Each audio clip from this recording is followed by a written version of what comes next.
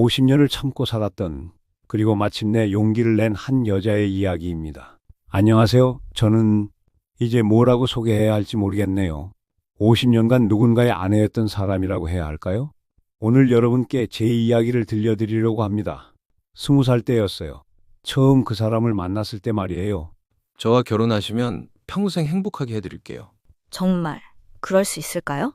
믿어보세요. 제가 꼭 성공해서 당신을 편하게 해드릴 테니까. 그때는 정말 믿었어요. 그 따뜻한 말들과 진심 어린 약속들을. 하지만 결혼 후 현실은 달랐습니다. 현실은 정말 고달팠습니다. 시어머니와 시아버지, 그리고 시댁 식구들까지 좁은 단칸방에서 대가족과 함께 살기 시작했어요. 늘 시어머니의 눈길은 저를 향해 있었어요. 며느리가 부엌일도 제대로 못해? 밥이 이게 뭐야? 죄송해요, 어머니. 애들 키우는 것도 다 네가 해야 할 일이야. 남자는 바깥일 하는 거고. 그래도 그 상황에서도 늘 희망을 놓지 않았어요. 비록 생활이 고되긴 했지만 아직은 젊다는 게 위안이 되었지요. 언젠가는 우리만의 집에서 살 수 있겠지. 하지만 아이들이 하나둘씩 태어났어요. 5명의 아이를 키우는 것이 얼마나 힘든지 경험해보지 않으면 모르실 거예요. 한 명 한 명 아이들이 늘어갈수록 남편의 신경질은 조금씩 늘어갔지요. 애 울음소리 때문에 잠을 못 자겠어. 좀 조용히 시켜. 당신도 좀 도와주면 안 돼요? 밤새 수유하고, 낮에는 큰애들 봐야 하고. 그건 여자가 할 일이야. 난 밖에서 돈 벌어오는 걸로 충분해. 매일 새벽 5시에 일어나서 밤 12시까지 빨래, 청소, 요리, 아이들 돌보기 하루도 쉴 틈이 없었어요. 그래도 다행히 남편의 사업이 잘 되기 시작했죠. 그게 제 희망을 현실에 이룰 수 있겠다는 생각을 더 품게 되었어요. 하지만 시간이 지날수록 남편의 행동이 바뀌기 시작했어요. 이제 좀 여유가 생겼어. 하지만 돈 관리는 내가 할 테니까 너는 신경 쓰지 마. 생활비를 조금만 더 주실 수 있어요? 아이들 학원비도 있고 용돈도. 집에 돈 있잖아. 아껴 써. 돈이 무슨 무리야? 하지만 5명이 먹고 입고 하는데 얼마나 들어가는데. 그런 소리 하지 마. 다른 집들은 다 어떻게 사는데? 그래도 참았어요. 계속 참았어요. 언젠가는 나를 이해해 주겠지. 바쁘니까 그런 거겠지 하면서요. 이것보다 힘들 때도 지나왔는데 이것쯤은 아무것도 아니라고 스스로 위로했죠. 그런데 어느 날부터인가 남편이 달라졌어요. 신경질적이고 화가 많기는 했지만 가정에는 신경을 쓰기는 했었거든요. 요즘 늦게 들어오네요? 사업 때문에 바빠. 신경 쓰지 마. 저녁은 드시고 다니는 거예요? 밖에서 해결해. 괜히 신경 쓰지 말고 집안일이나 잘해. 뭔가 이상했어요. 예전에는 그래도 집에서 식사는 했거든요. 그러던 어느 날 통장 정리를 하다가 발견했어요. 남편이 돈 관리를 하고 난 뒤부터 생활이 늘 빠듯했었는데 왜 그런가 가계부를 작성하다가 통장 정리를 하게 되었지요. 이게 뭐지? 매달 200만 원씩? 매달 같은 날짜에 똑같은 금액이 나가고 있었어요. 사업 자금이라고 하기엔 너무 규칙적이었죠. 그때 문득 혹시 하는 생각이 제 뇌리를 스쳐 지나갔어요. 며칠을 고민했어요. 물어봐야 할까 말까. 50년을 함께 산 사이인데 의심하는 제가 나쁜 건 아닐까? 하지만 참을 수가 없었어요. 남편에게 용기를 내어 물었어요. 이게 뭐예요? 매달 200만 원씩 어디다 쓰신 거예요? 그건 사업 자금이야. 사업 자금이 매달 같은 날짜에 똑같이 나가요? 당신 혹시 다른 여자 있는 거예요? 남편은 말이 없었어요. 그 침묵이 모든 걸 말해 주었죠.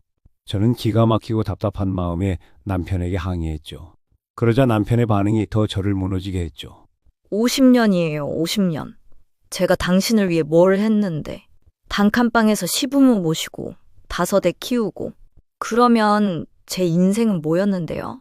우리 사이는 이미 끝난 거나 다름없잖아. 끝났다고요?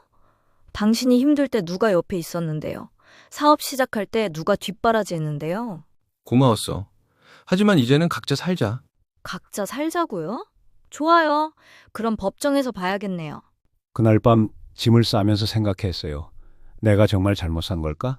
50년 동안 남편을 위해, 아이들을 위해, 시댁을 위해 정말 열심히 살았는데 곧바로 주위의 도움을 받아 변호사를 찾아서 제가 할 수 있는 걸 준비하기 시작했죠. 사모님, 이 사건은 충분히 승산이 있습니다.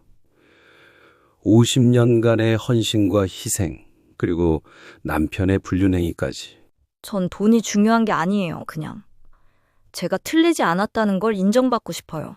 물론입니다. 사모님의 권리를 찾아드리겠습니다. 그 후 지루한 법정에서 내 권리를 찾으려는 시간은 지나가고 있었죠. 그리고 마침내 그날이 다가왔어요. 법정에서 제 삶을 증언하는 게 정말 힘들었어요. 하지만 해야 했어요. 판사님 원고는 50년간 피고를 내주하며 5명의 자녀를 양육했습니다. 반면 피고는 동거녀에게 매월 생활비를 제공하며 불륜관계를 유지했습니다. 저는 단칸방에서 시부모를 모시고 5아이를 키웠습니다. 하루도 쉬지 않고 살았어요. 그런데 제 남편은 다른 여자에게는 매달 200만 원씩 주면서 저에게는 생활비 달라고 하면 아껴 쓰라고만 했어요. 피고 측 답변이 있습니까? 저희 부부관계는 이미 파탄 상태였고 파탄이라고? 당신 혼자 그렇게 생각한 거잖아. 피고는 원고에게 위자료 1억 원과 재산분할 8억 원을 지급하라. 판사님, 여보, 우리 이렇게까지 할 필요는 없잖아. 이제 그렇게 부르지 마세요. 우리는 남남이니까요. 드디어 판결이 내려졌어요. 그렇게 50년이 끝났어요. 9억 원. 큰 돈이었지만 정작 제 마음은 허했어요.